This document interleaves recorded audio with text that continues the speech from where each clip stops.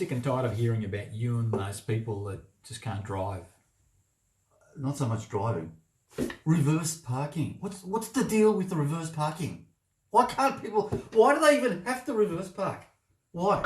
What for? Have you taken a video of these people reverse parking? Because no, there's heaps of them. You just go on YouTube and why don't you look on talk about particular elements of, but I suspect there's probably one that suffers from this maligned. All I can say is, you know what? All of a sudden, I've got this hankering for noodle soup and I don't know, sweet and sour chicken. Yeah. I just felt like it all of a sudden. Right? Why does anyone feel the need to reverse park anywhere for anything, unless it's like some extreme circumstance, right? Because you go past the spot and then you've got to reverse it in, and it's a tight spot.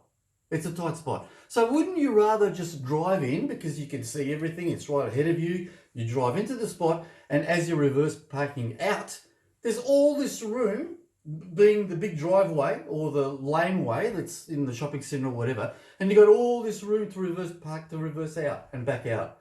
Why would you do the opposite? Why would you reverse park into the tight spot and do it like a 3, 4, 5, I've seen it like up to 9-point turn. 9-point turn, yeah. To try and make it happen, even with the cameras there.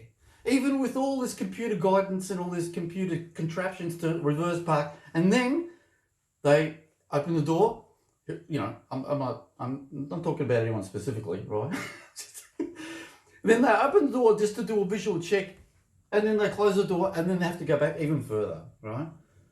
Why do all that? Why? It's inefficient, it's frustrating, people are waiting, and why is this phenomena happening? Why is it so, as they used to say? Why? Why is it so? It bothers me. I respond to that, because you know what? I don't have a response. It's just intriguing, unusual. Does it happen all over the world? Probably.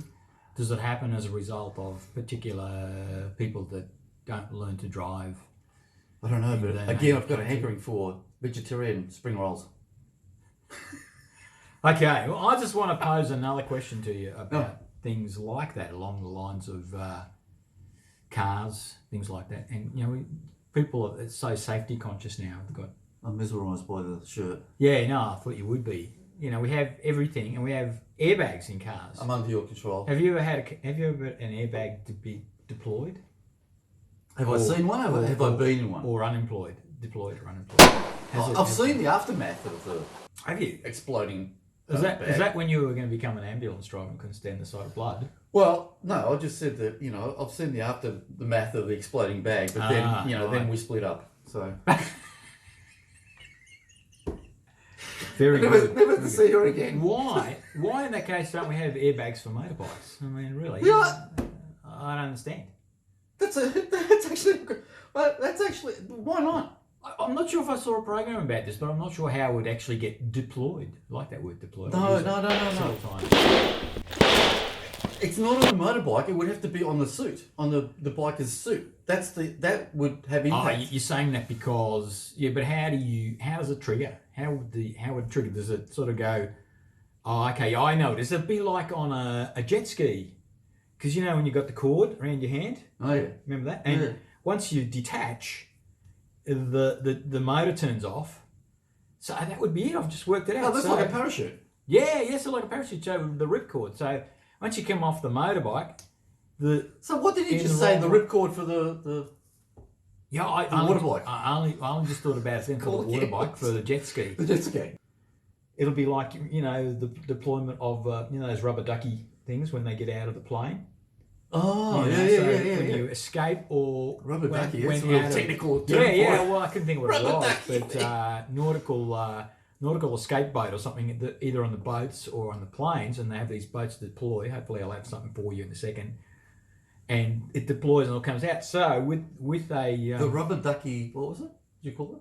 Rubber ducky buggy bunkers, buggy bunkers, buggy bumpers.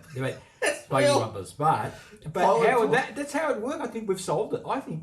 Just talking about that. So you're on a motorbike, you have your special suit that's made up. So it would basically beautiful. It would actually, you'd wear most of it, and then it would just go in each direction once you've come off the bike. So effectively, it would deploy if you detach. Yeah, but what if you're just slipping off the bike? No, but you have to go through a process, just like the Michelin Man. Yeah, like it looked like the Michelin Man. But that's a good idea. Once you break contact, then if let's say if you're in a trajectory, because I've been off 2 motorbikes, as you recall, even that man who ran you that time and you thought he was somebody else. Yeah, that's another story. But we're full of stories. And then, also, I think we've solved that one. I like that idea. I actually think it's a good idea. That's interesting. And while we're on airbags, I mean, this is something that you were discussing the other day. Why can't we have an airbag for a mobile phone? Yes, because I destroyed my phone. You don't like the standard. You like to keep them very slimline, aqualine, and none of this extra baggage on the outside of it. I don't like colours. However, I don't like. But the question is, things. see, now I don't know. So we don't know how that would work. So you must have an app on your phone that detects that it is falling somehow. That it's falling in a. No, when it falls down, the bag explodes. Yeah, but it's got to hit a corner at that point. Something's going to break. But then if you've after got the first bounce, it'll be okay. Yeah, but doesn't that defeat the whole purpose? Because where is that bag? It's good for one bounce. Where is that bag? Well, it's no good for one bounce. Like for the remaining bounces, it's good for. It's like a car though. Where would that be hidden, and would it be so stealth-like that your phone still looks the same size? So you'd have a bungee, just like the parachute cord. So you have your phone attached to a cord, and if you drop the phone, it explodes just before it hits the ground. And so you're saying the same thing as what I said before. Are you saying, but so it'd be tied to your hand. We might as well just have a standard rope. When it drops, it'd be like a yo-yo. I mean, it wouldn't hit the ground, would it?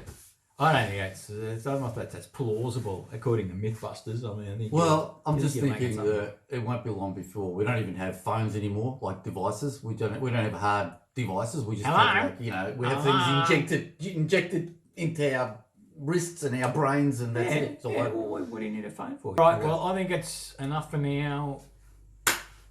Like, subscribe, and all the rest of that. Do all the stuff. Do everything. Yeah. TikTok.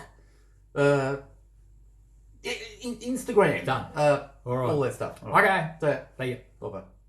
Now, you know my philosophy. It is important that we subscribe